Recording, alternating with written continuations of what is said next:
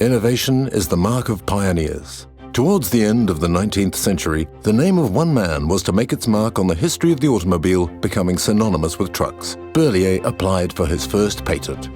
This was also the year during which another pioneer, Louis Renault, created the company Renault Frères. He then designed the first vehicle for transporting goods built on the chassis of a car. 1905, the American Locomotive Company joined the automobile adventure, buying the manufacturing license for a range of 3 cars from Marius Berliet. Berliet suddenly found himself in possession of a capital of 500,000 gold francs. He reinvested all his money in buying land, modern machinery, and constructing new buildings to develop his factory. The Berliet brand then adopted the famous steam locomotive sign as its logo. Berliet intensified its truck business at the same time as Renault was continuing to develop its motorcar business. Berliet launched the first generation of trucks, the L followed by the M, with a visionary marketing campaign focusing on road travel as an extension of the railways.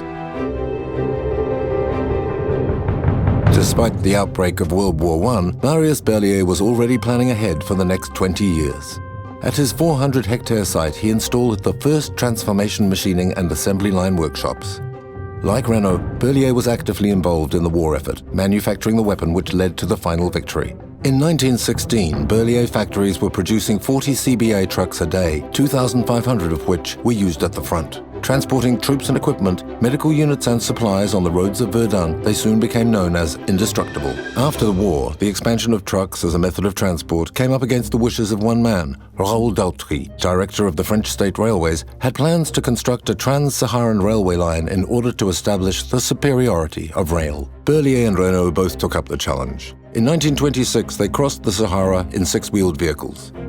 In 1932, this time equipped with diesel engines, Berliet trucks triumphed in the trans-Saharan race.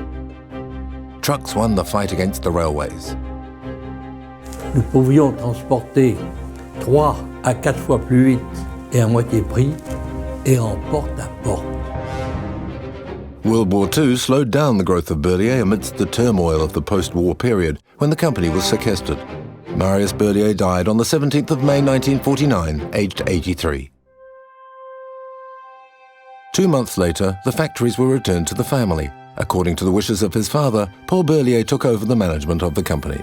Sur les routes et sentiers de France, le nombre des Berliet dépasse celui de toutes les autres marques réunies. Le GLR 5 cylindres est le prototype du grand routier. Infatigable à la charge, c'est l'athlète de la route. In 1955, 10 years after the end of the war, the nationalized Régie nationale des usines Renault created Saviem, which merged the heavy goods vehicle activities with Latil and Saumois. In 1959, Saviem acquired Chausson. Le développement de l'usine de Blainville a permis à Saviem Renault d'accroître encore sa production. Les chaînes produisent une gamme de véhicules industriels de 5 à 35 tonnes. Puissance ne doit pas signifier inconfort et les cabines ont été particulièrement étudiées sur les poids lourds destinés aux travaux publics ou au transport routier. Paul Berliet, meanwhile, was somewhere else. His ambition was to build up an international presence in Africa in particular. The search for oil was in full swing in the Sahara. Equipment used at that time was unsuitable. Berliet wanted to be the first manufacturer to supply trucks suitable for use in the desert. Vous allez découvrir le plus gros camion du monde, conçu et fabriqué par Berliet, le T100, le 100 tonnes. Ce moderne Gulliver qui va rompre ses amarres pour connaître la belle aventure du voyage est un peu leur œuvre et ils en sont fiers eux aussi. The emblem of French industrial expertise, the mythical T100 firmly established the image of robustness for the Berliet brand. But ironically, it was a different truck entirely that was to make its mark on the Berliet epic in the Sahara, the GBC. Its exploits, due to its ground clearance and incredible resilience, turned it into a legend.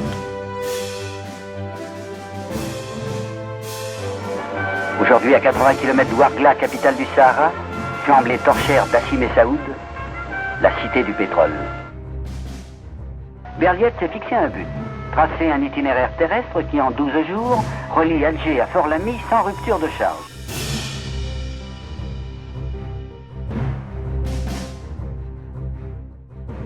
Berliet became a key brand all over the world.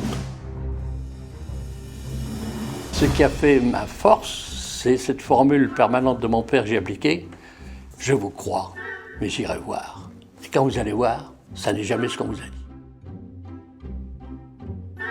The manufacturer from Lyon was in full expansion.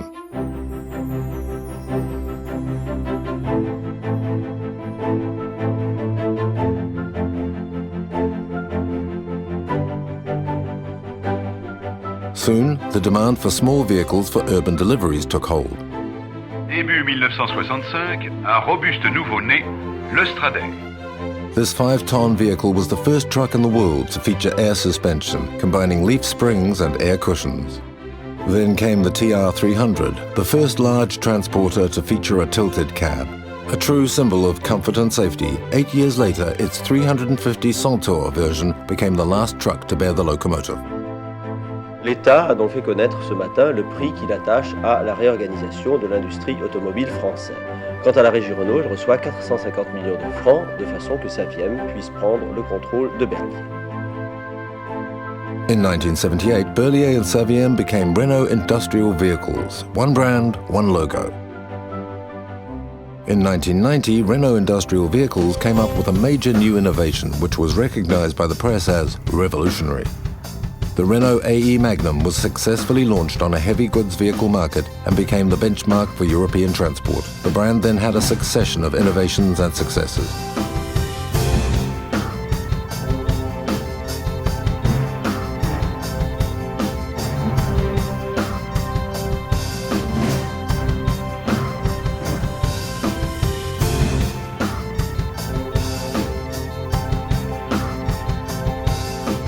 In 2001, Renault's truck division joined the Volvo Group and 1 year later became Renault Trucks.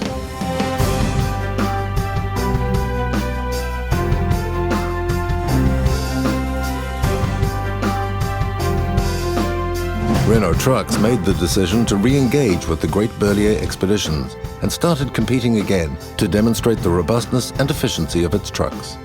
New challenges are ahead of the brand. Not only does it have to reduce fuel consumption and CO2 emissions, it also has to develop alternative energies. The brand is a pioneer in sustainable urban transport, commercializing the Maxity Electric in 2011. In 2013, the presentation of the new Euro 6 range marked a turning point. It was the first time that a manufacturer replaced its entire range in the same year. Whatever their business, all professionals can have a robust, fuel-efficient working tool to maximize uptime and always be in control of their costs. In 2015, the Renault Trucks T, flagship of the range, was elected International Truck of the Year, a fitting reward after years of research and development. Committed to meeting the challenge of sustainable mobility, Renault Trucks continues to conduct ambitious research and develop innovative and connected services.